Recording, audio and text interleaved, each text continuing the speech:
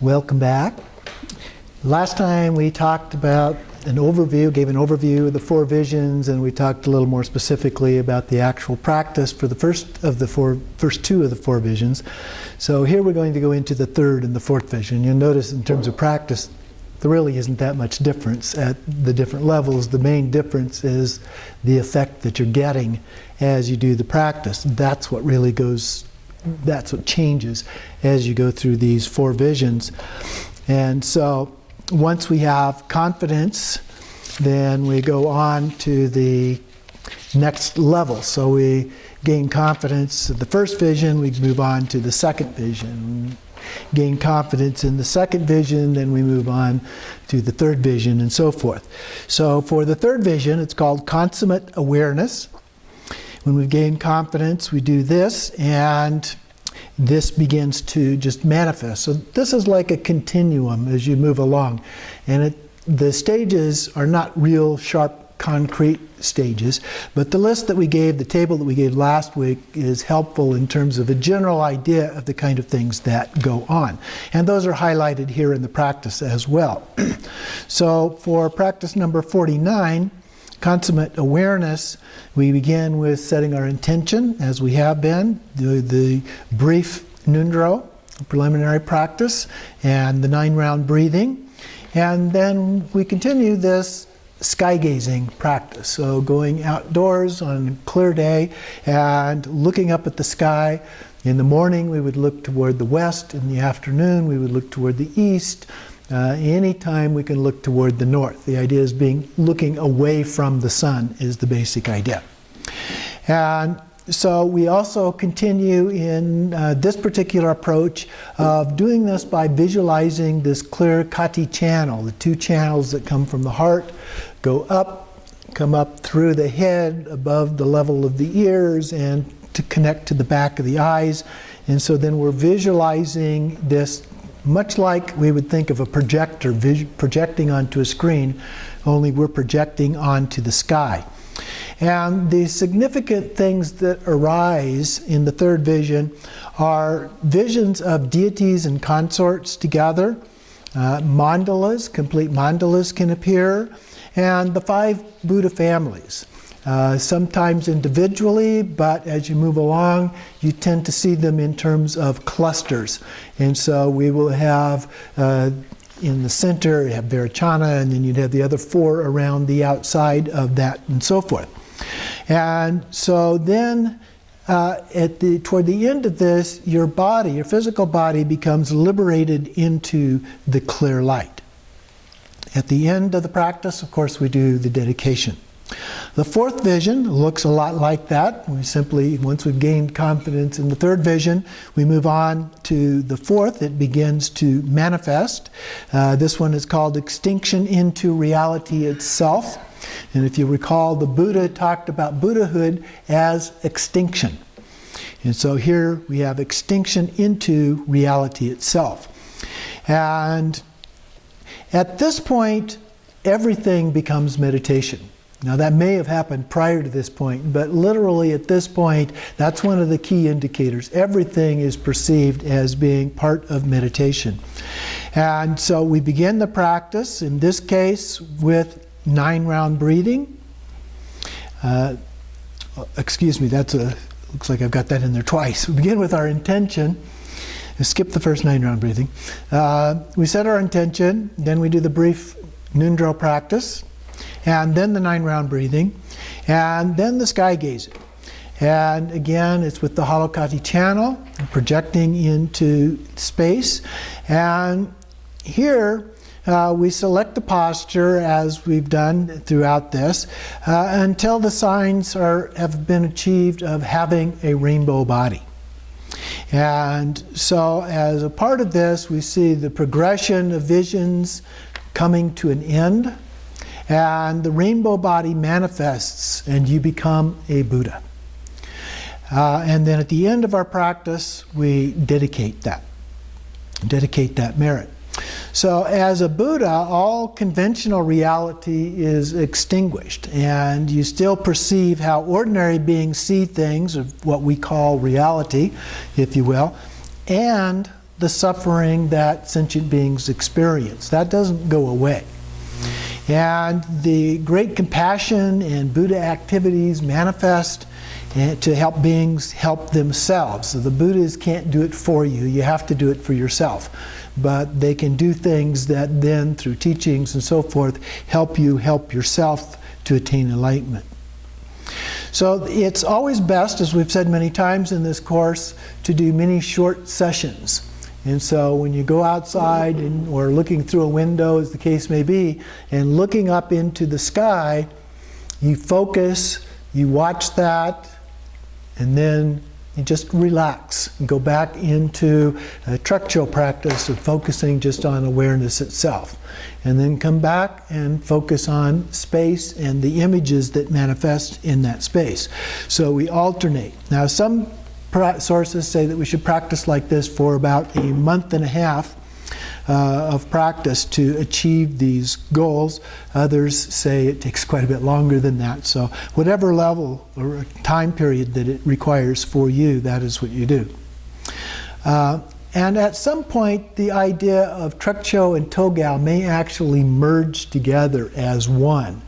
And you don't really notice any difference then between Trekcho and Togal as you do these practice.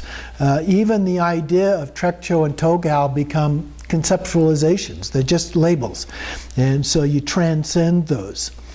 And then we live with sacred outlook of transcendent wisdom or pure view. But even those can disappear as simply ideas or labels that we attach to things. So one of the things that I want to give you as a part of this is a sadhana of the Blue Dakini. Now previously I gave you the sadhana of the White Dakini, which focuses on generation stage. I gave you the sadhana of the Red Dakini, which focuses on the completion stage. And now we're doing the sadhana of the Blue Dakini, which focuses on Trekcho and Togal as a part of that. So give you the actual practice here. One question. These are the ones from your vision? Pardon? These are the third one from your own Mm-hmm. Right, yeah, this is the third in this set. And I'd also like to give you a picture of a Thangka painting that shows all three of the deities, all three of the Dakinis together in one. And so you can see you have the white, the red, and the blue. Just as a reminder, typically Vajravarahi, who is the white Dakini here, is red. And Simamukha, who here is red, is typically blue. And Samantabhadri, who is the white Dakini, the Blue Dakini, is typically white. So the colors are different in all of these, but they do, coincidentally, I didn't realize this at the time, but they match up with the colors of the three channels. And so the central channel is blue, the right channel is red, the left channel is white. So it's kind of interesting how that manifests as a part of this. So I just wanted to share this photograph with you of this Thangka painting that I have of the three Dakinis. So going through this sadhana, they're very similar to the general format of the other ones, but of course unique to this being a dharmakaya form of practice. And so there is an introduction here that outlines this. This was the third of this series that came to me in a dream. And her form in this case was blue, but as Samantabhadri.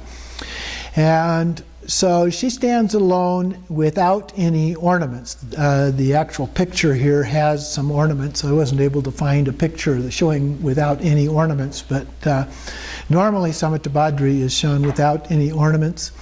According to Jigme Lingpa, the Nyingma master, famous for various hidden treasures and termas, Simamukha represents the Namanikaya, Vajravarahi represents Sambhogakaya, and Samantabhadri represents Dharmakaya. Samantabhadri is usually depicted as white and as the consort of Samantabhadra, and they're usually seated together in a yam position. She represents wisdom while he represents skillful means. However, in this instance, she appeared alone and standing in this dancing posture and blue in color. So it was kind of unusual. And in the dream, she took me to a hidden place and showed this text of a script that, like the others, I didn't initially recognize. And it was written on this transparent paper in blue. And the lines of the blue just kind of looped across the page with rectangular blocks of blue too. It was almost like a music score, except that all of the musical things were rectangles instead of oval shapes. And the score wasn't in straight lines. It was just kind of looped around and over, which made it a little bit hard to follow. I can imagine trying to sing something that did actually that kind of format. So it was much like the script of the Sadhana of the Red Dakini as well. Hard to tell one page for another, the transparent pages, one on top of the other and so forth.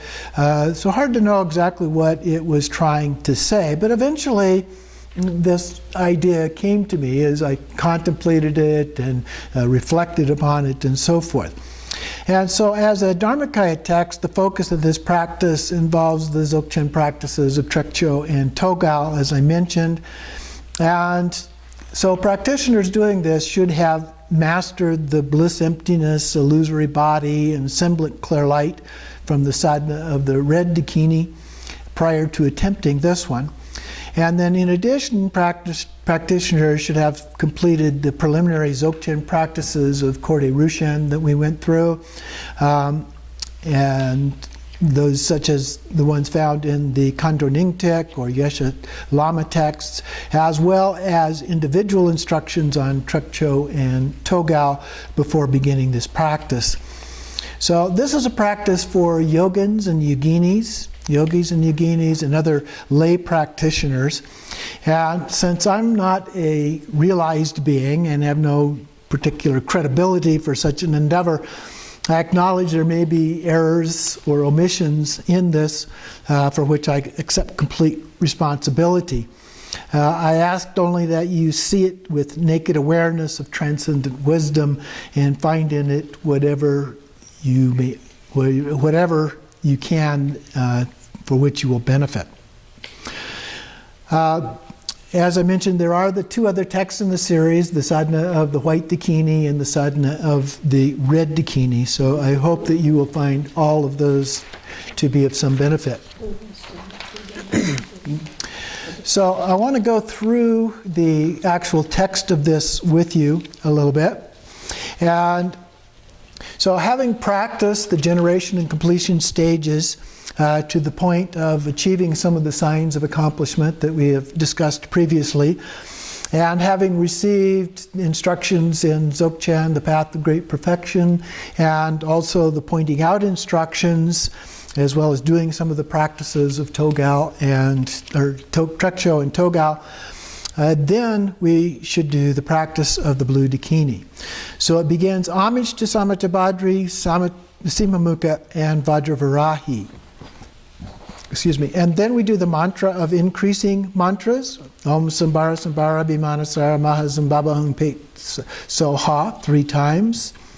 Light radiating out to the Buddhas and returning as a blessing as we do that. And then the emptiness mantra. Om Shunyata Jnana Benzra Svabhava Ekmako Ham. And then it's followed by the Nundro, the 4 thoughts that turn the mind. I prostrate Samantabhadri and Samantabhadri because I suffered due to my own actions and I now have this precious human life without knowing when I will die. I will now engage in virtuous actions for the benefit of all sentient beings with great joy and devotion. Then we visualize the refuge tree. In front of me on a jeweled throne, supported by 8 snow lions, sits my root guru in the form of Samantabhadra and Samantabhadri in union. Below and in front are the tantric deities. On the right, your left, are all the Buddhas of the 4 times. Behind are the scriptures emblazoned and resonating the vowels and consonants. Those are the Sanskrit vowels and consonants. On their left, your right, all the bodhisattvas. They are surrounded by countless dakinis and dharmapalas filling all of space. Your mother and father are next to you. All sentient beings, all other sentient beings, including your enemies, are in front of you. So that's the refuge tree. And then we do the outer refuge with bodhicitta. I take refuge in the Buddha, Dharma, and Sangha, most excellent, abiding softly and deeply in pure, non-conceptual awareness of the ineffable oneness, openness, and spontaneous radiant display, manifesting immeasurable, unconditional, loving kindness, compassion, joy, and equanimity for the benefit of all. Then the inner refuge with the three roots. I take refuge in the Guru, Yidam, and Dakini, abiding softly and deeply in pure non-conceptual awareness of the ineffable oneness, openness, and spontaneous radiant display, manifesting immeasurable, unconditional, loving kindness, compassion, joy, and equanimity for the benefit of all. Then the secret refuge in bodhicitta. I take refuge in the dharmakaya, sambhogakaya, and nirmanakaya, abiding softly and deeply in pure, non-conceptual awareness of the ineffable oneness, openness, and spontaneous radiant display, manifesting immeasurable, unconditional, loving kindness, compassion, joy, and equanimity for the benefit of all. And then the most secret refuge in bodhicitta, in your own Buddha nature, I take refuge. So at that point we dissolve the visualization into pure awareness with loving kindness and compassion for all, and just abide briefly in that stillness. Then the action bodhicitta with the four immeasurables. May all sentient beings have happiness and the causes of happiness. May they be liberated from suffering and the causes of suffering. May they never be separated from the happiness that is free from sorrow. May they rest in equanimity, free from attachment and aversion. And we repeat that 3 times. Then the action bodhicitta, the Vajrasattva purification. Om benza sato samaya manupalaya benza sato tenopa tishtadito me bhava sutokaya me bhava supokaya me bhava anurakta me bhava sarvasiddhi me prayata sarva karma sutta me satam shriya kuru hong ha ha ha ha ho bhagavan sarva tata kata benza mame munta benzi bhava mahasamaya sato ah. And we repeat that 5, 3, or 1 times. And then the short mantra we do 108 times, Om Benza Sato Ah. And then another mantra, the Om Ah Hong Hri, 108 times. Then the offerings, the outer, inner, and secret offerings. We'll go through, you can see the bell, the drum, the hand mudra, and so forth. We did that when we went through the white Dakini sadhana, so that matches up with those. So I make outer offerings, Om Argama Hong, Om Padyama Hong, Om Pupe Ah Hong, Om Dupe Ah Hong, Om Alake Ah Hong, Om Gande Ah Hong, Om Nevide Ah Hong, Om Shapta Ah Hong. I make the inner offerings of semen, bones, brains, blood, and flesh. Om Maha Mamsa Rakta Gortsana Kingi Riti Shukrapudza Ah Hong 3 times. Then I make secret offerings of the union of lotus and vajra.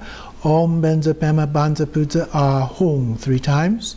I make the most secret offering of Buddha nature. Om Tathagata Garba Ah Hong 3 times. Then the 7-line prayer of Guru Yoga. Om Ah Hong, in the northwest of the land of Orgyan, in the heart of a lotus flower, endowed with the most marvelous attainments, you are renowned as the lotus born, surrounded by many hosts of dakinis, following in your footsteps, I pray to you, come and bless me with your grace. Guru Pema Siddhi Hong. We recite that 3 times, followed by the mantra. Om Ah Hong Binza Guru Pema Siddhi Hong, 108 times, or as many as you can. And then it describes the visualization that happens at the end of that. We're uniting with Padmasambhava. White light radiates from the forehead of Padmasambhava into my forehead, purifying my body, planting the seed of Nirmanakaya, empowering the practice of the generation stage, and revealing appearance emptiness.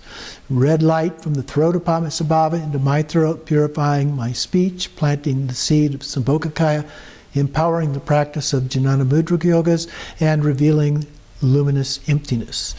Then the blue light radiates from the heart of Padmasambhava into my heart, purifying my mind, planting the dharmakaya, empowering the practice of karma mudra yogas, and revealing bliss emptiness. Then a yellow light radiates from the navel of Padmasambhava into my navel, purifying all subtle obscurations, planting the seed of Abhisambodhikaya, empowering the practice of Dzogchen Trekcho, and revealing awareness emptiness. And finally, a green light radiates from the secret place of Padmasambhava into my secret place, purifying any residual habitual tendencies, planting the seed of Vajrakaya, empowering the practice of the Dzogchen Togal, and revealing great compassion emptiness. Then the Guru dissolves into light, merges inseparably into myself, and we just abide in a state of oneness. After doing that for a short period, then we recite the dedication. With all the good virtue I have accumulated in samsara and nirvana, I pray that discursive thought of all sentient beings would be eliminated, that they would achieve the ultimate liberation and attain the rainbow body, just like Rigpa Guru Padmasambhava's. The main practice then is the actual text of the Rigpa Guru Yoga. So here we do, by recognizing the true nature of all phenomena as the primordial awareness of Samantabhadri, all afflictive emotions and mental obscurations, even their concepts and names, fall apart. The nature of all phenomena is dharmadhatu, and the unchanging self-arising wisdom is my only protection. Jnana Raksha Hom. Phenomena perceived through the 6 kinds of consciousness without attachment are recognized as the rays of Rigpa. All surroundings appear as Buddha fields and sentient beings as Buddhas. Everything is the blessing of wisdom. Jnana Awe Shaya Pam. Primordial, self-arising ultimate Samantabhadri appears as Rigpa space, no face, no limbs, no image. Primordial rays of Rigpa fully encompass the 3 kayas without the impurity coming from discursive meditation. The primordial nature of Rigpa is my guru. There is no coming or going. In every moment I welcome her presence. Everything firmly abides in dharmadhatu. I prostrate to the understanding of the real nature that eliminates ignorance. I offer recognition of the Buddha nature and objects of the 6 kinds of consciousness. I praise the nature of the Vajra 3 kayas of body, speech, and mind. In the great unchanging Dharmadhatu, all moral ethics are encompassed in the pure Guru mind. And here the mantra is different than in the traditional Rigpa Guru Yoga. Om Ah Hong, Ah Ah Ka Sa Le O Ah Yong Om Du. So we repeat that 108 times, or as many as we can, and then meditate. Then we move into the Togal.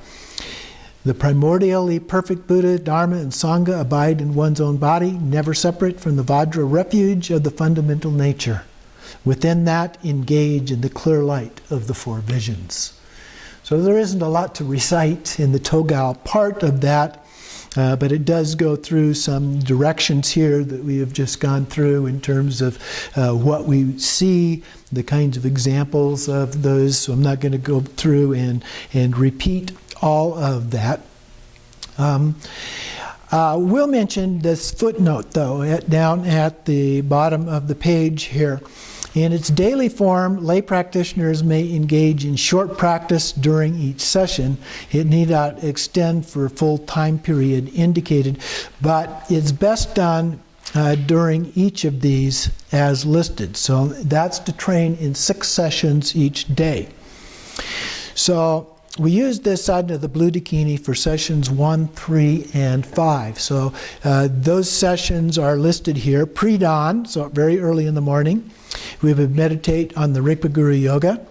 And the second time, dawn until sunup, it's just starting to get light. Before the sun actually comes up, we recite daily sadhanas, prayers, and so forth. And the third session, the sun is up until noon. We practice the sky gazing, facing west, it could be north. Then in the afternoon, we perform prostrations and other virtuous activities. And then the 5th one, in the afternoon until sunset, so late afternoon, we practice sky gazing again, this time facing east, so away from the sun. And then at night, we offer torma and hold the winds. That's the tsa lung that we did in the red Dakini practice.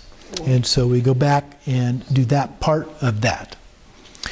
So those are the ideal of doing these practices. Of course, if you don't have time, you can do what you can of those practices. You should at least try to do a Togal practice in the morning or the afternoon, depending on what works for you as a part of that.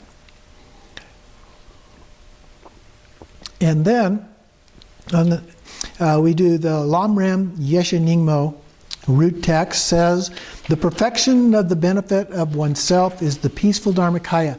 The spontaneously present benefit for others is the unified sambhogakaya. The manifold skill in means to tame beings is the way of nirmanakaya. The distinct and unmixed appearance aspect is the abhisambodhikaya. Their one taste in dharmadhatu of the emptiness aspect is the vajrakaya.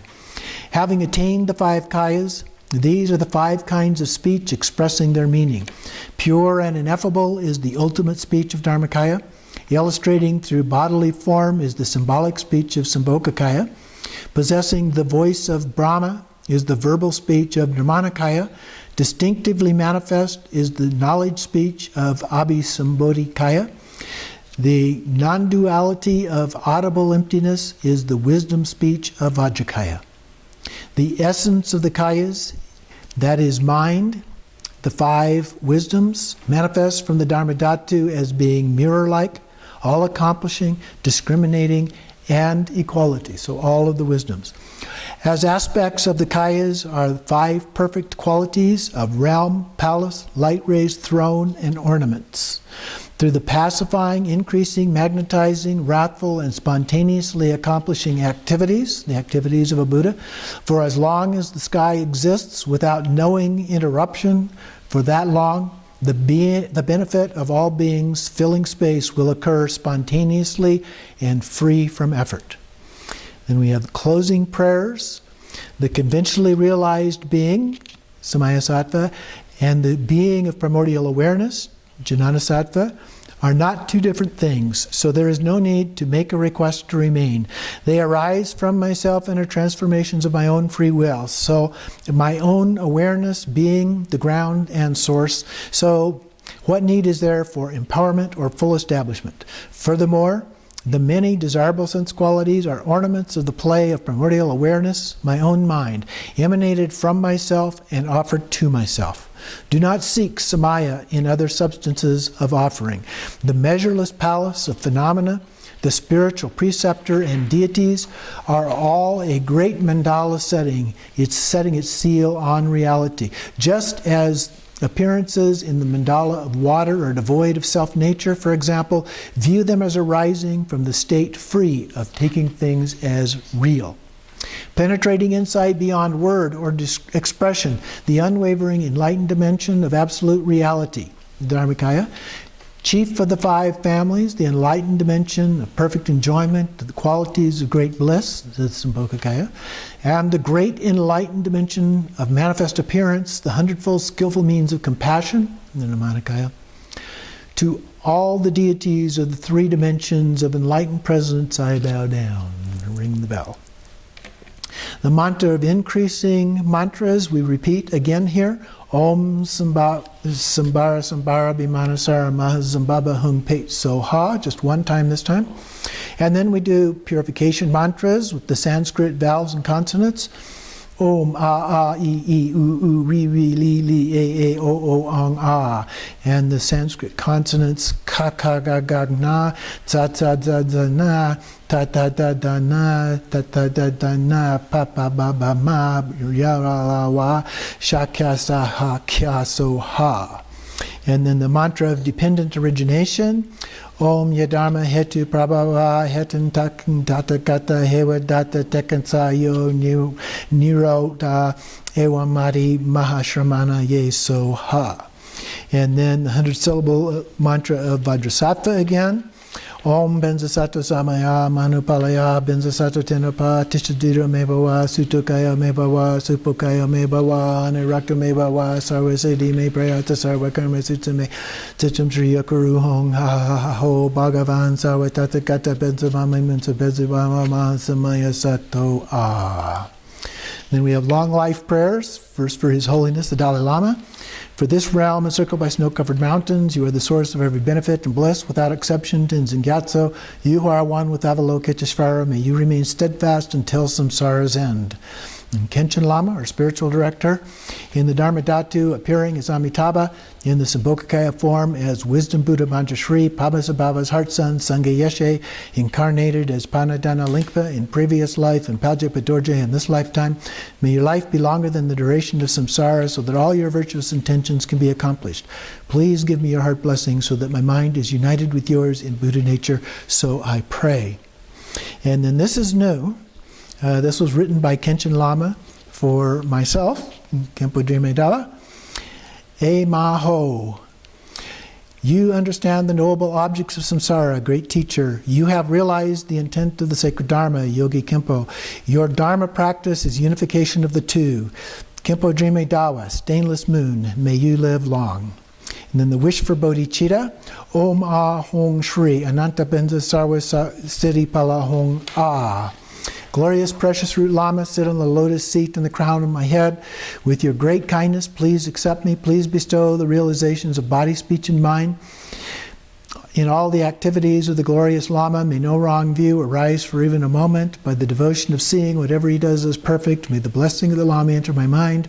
Throughout the succession of my lives from the perfect Lamas, may I never be separated and, enjoying the glory of the Dharma, perfect all the qualities of the stages and the paths, and swiftly attain the stage of Vajradhara. The Lamas who have become the glory of the Dharma, may their lives be stable. May the land be entirely filled with doctrine holders. May the wealth and power of the patrons of the doctrine increase, and may the auspiciousness of the doctrine remain forever. Bodhicitta, the excellent and precious mind, where it is unborn, may it arise. Where it is born, may it not decline, but ever increase higher and higher. And finally, the dedication. With the mind of enlightenment, bodhicitta, I dedicate all merit from this practice for the enlightenment of all sentient beings, which we repeat 3 times. So that is the sadhana of the Blue Dakini, incorporating both the Trekcho and Togal practices.